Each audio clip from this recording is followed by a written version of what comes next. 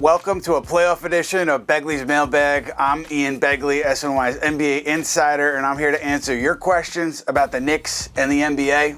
We're going to get started here with Semioto 155, Al from Harlem. Al wants to know, what are the chances Tibbs makes a change to the starting lineup for Game 1, specifically Mitchell Robinson for Josh Hart? And this is a pure guess on my part, but just based on Tom Thibodeau and the way that he has gone this season and really his entire Knick tenure, I don't see him making a change that drastic ahead of the playoffs, right? And I understand what the theory is in terms of getting Mitchell Robinson in there, improving the defense on the inside, getting him on the floor with Karl Anthony Towns.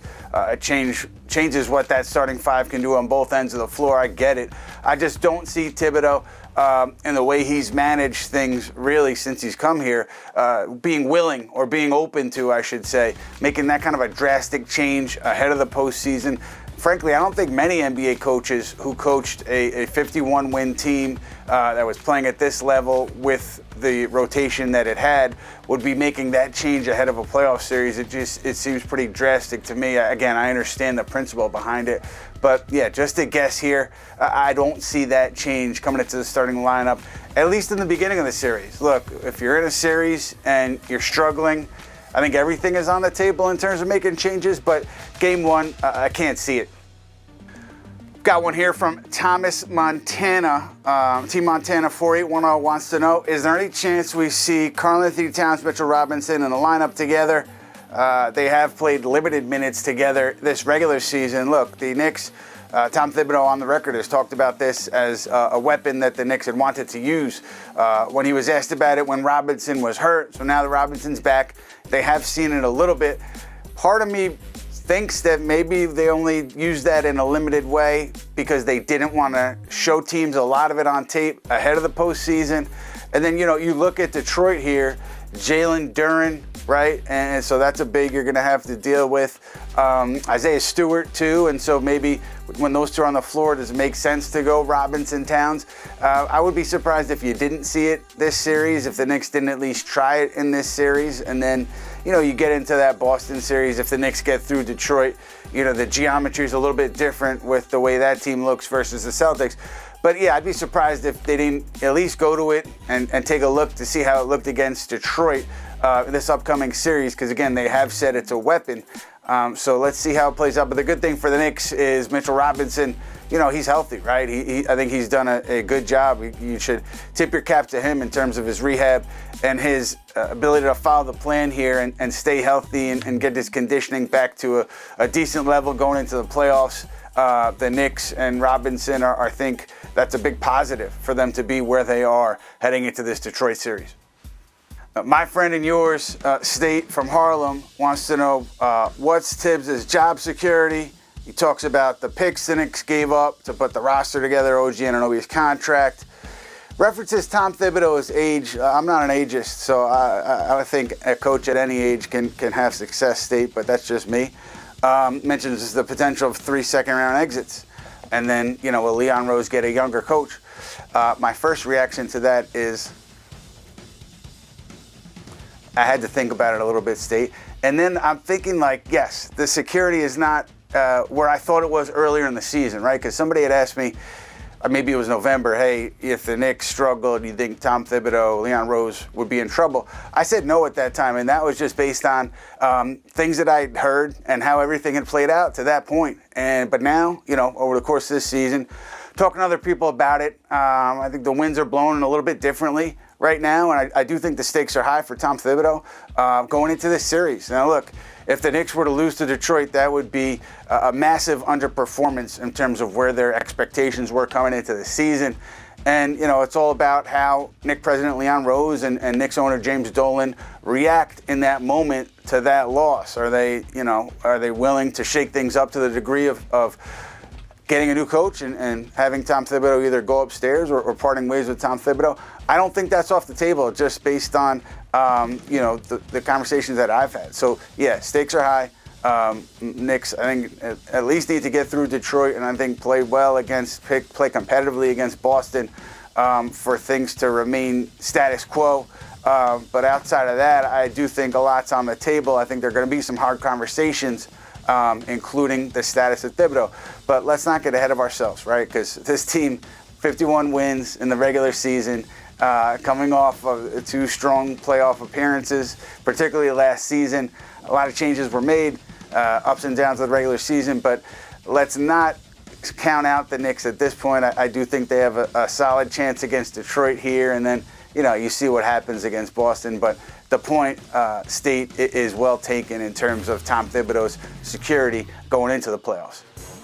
Got one from @SleeperKnicks. Sleeper Knicks wants to know, Durant trade would require serious apron adjusting, talking about Kevin Durant from the Knicks' perspective, unless it includes OG Anunoby, Mitchell Robinson. What's the temperature on how the Knicks would approach that this summer if an early playoff exit occurred? Look, you don't need to be James Naismith to know that Kevin Durant would be a fantastic fit on any team around the NBA. I don't care how old he is. Just look at the way he plays when he's healthy. He would be a great fit for this Knicks team. He would be a great fit for any team. However, I know there was that ESPN report about mutual interest between the Knicks and Durant at the trade deadline. Even with that in place, I don't think at this point it's likely at all that the Knicks actually end up trading for Kevin Durant. I think there are hurdles there that would be difficult to get past, and I think there are easier pathways for Durant to end up with another organization, maybe a Houston, maybe a Minnesota, maybe a Dallas, who was very aggressive on Durant ahead of the trade deadline, even after Durant had made it clear that he didn't want to be moved.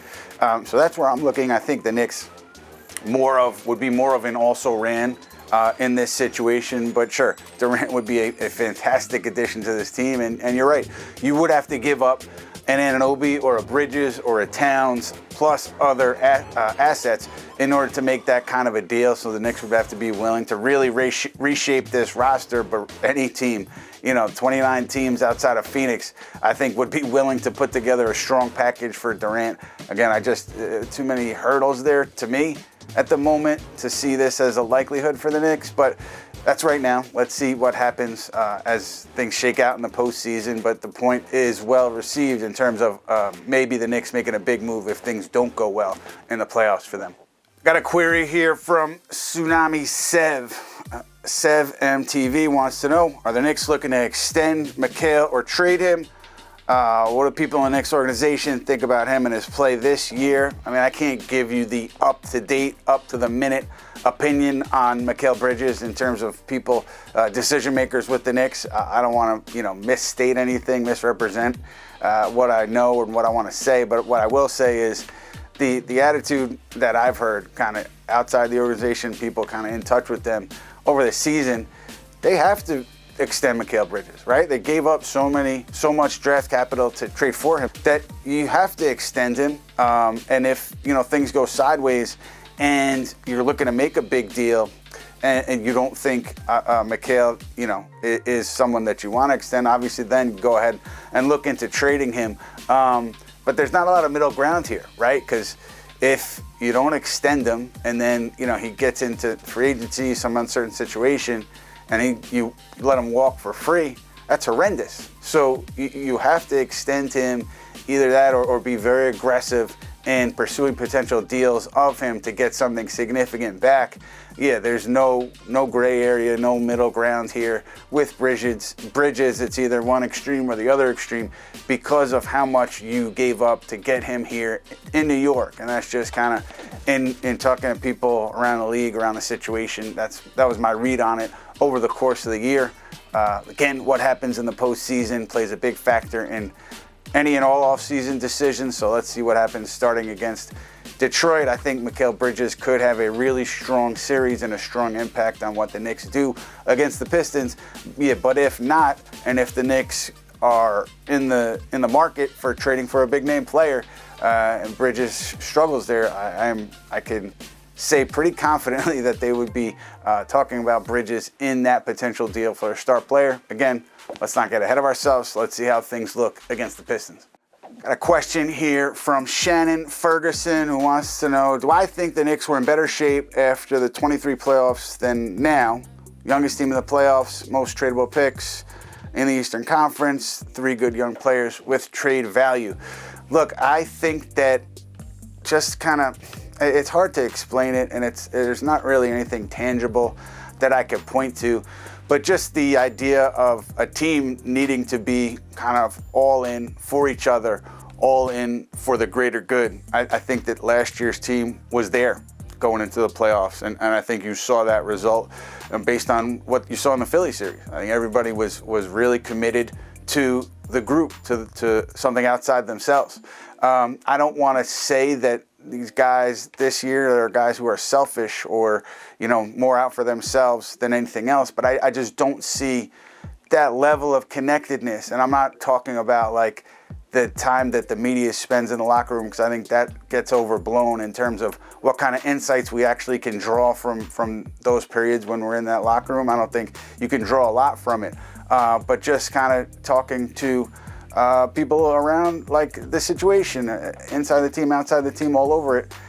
It just doesn't seem like a group that's as connected as last season. And, you want to talk about the talent on the roster last year to this year. I think on paper you would say this year's team is much more talented. But just from the standpoint of competing as a team, being together as a team, I think it's been more shaky this year, and the 51 wins probably masked some of that shakiness.